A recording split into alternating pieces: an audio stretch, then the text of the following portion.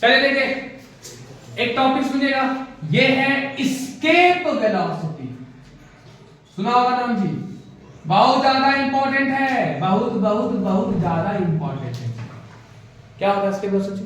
देखो कोई भी ऑब्जेक्ट को कितना रफ्तार से फेंकेंगे कि वापस वो अर्थ पर नहीं आ पाएगा, एस्केप कर जाएगा, अर्थ का गुरुत्वाकर्षण बल से वो दूर चला जाएगा। क्या हो रही है? कितना सुंदर, ध्यान से, बहुत इंपॉर्टेंट है ये, आज इसका डायरेक्शन भी आता है।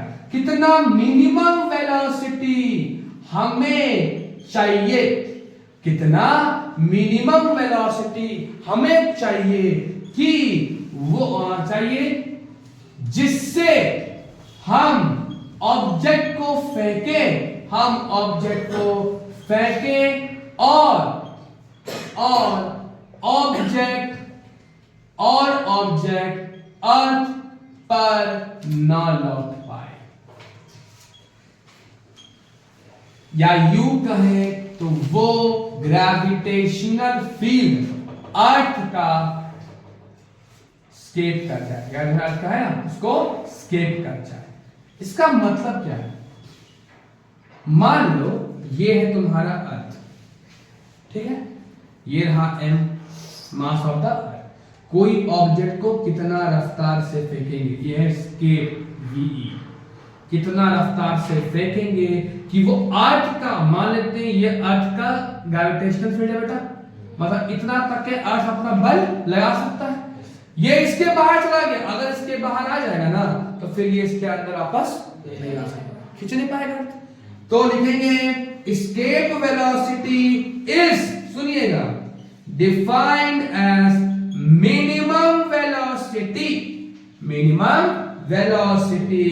रिक्वायर्ड बाय एनी पार्टिकल, कोई भी पार्टिकल टू एस्केप, कि वो स्केप कर जाए, to escape the gravitational pull of.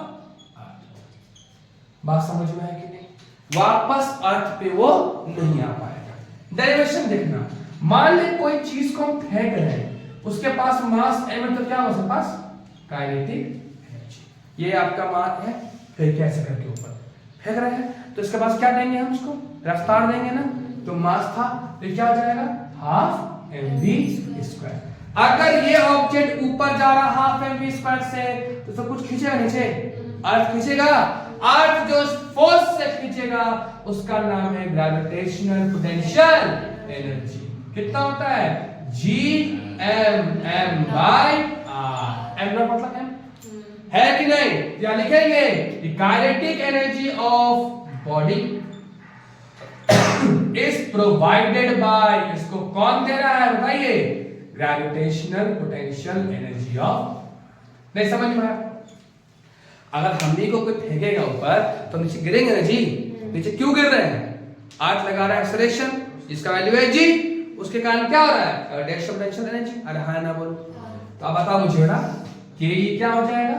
u के बराबर, बोला हाफ mv² ना, escape velocity equals to g capital M small m बाय r। भाई साहब सी ऐसा है, कट जाएगा, r रेडियस कट जाएगा ना, mm कट जाएगा, यहां से स्केप वेलोसिटी फॉर्मूला क्या आएगा? v equals to under root of, बोलो 2gm बाय r। नहीं बुझाया कुछ भी, आएगा, हो जाएगा रूट में 2gm बाय r। अच्छा, स्मॉल g का वैल्यू क्या होता है? gm बाय r², पढ़ेगा gm बाय r²। यहां इसको अगर यहां से निकाले हम आपका gm का वैल्यू, तो gm क्या हो जाएगा? g into r²। अरे होगा कभी होगा, तो यहां का पुट कर सकते हैं क्या? अंडर रूट 2 gm जगह बोल सकते हैं gr²। नीचे क्या था? r कट गया, तो ve का वैल्यू क्या आ जाएगा? Under root of 2gr। दोनों फॉर्मूला सही है, याद रहेगा। और सुनना अभी, अच्छा एस्केप वेलोसिटी में आपको क्या दिख रहा है? किस किस फैक्टर से डिपेंड कर रहा है? पहला तो g के ऊपर, सुनना, दूसरा मास ऑफ द प्लैनेट के ऊपर, और तीसरा रेडियस ऑफ द प्लैनेट के ऊपर, या फिर स्मॉल g के ऊपर।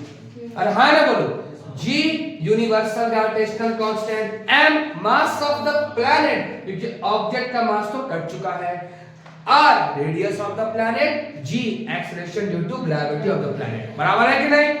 क्या ये सारे वैल्यूज कांस्टेंट हो गए ना? अरे हाँ ना बोलो, इसमें ऑब्जेक्ट का कुछ है क्या? नहीं। तो वैल्यू जब पुट करोगे ना, जैसे पुट कर दे रहे सुनना, रूट 2 g कितना होता है अर्थ के लिए? हम अर्थ की बात कर रहे हैं, ठीक है बेटा, अर्थ की बात कर रहे हैं।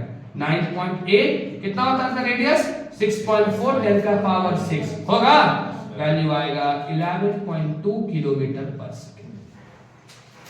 और क्योंकि फॉर्मूला में भी डिपेंडेंसी में ऑब्जेक्ट का कोई जिक्र नहीं है, तो VE वैल्यू क्या होता है? कांस्टेंट हर एक ऑब्जेक्ट के लिए।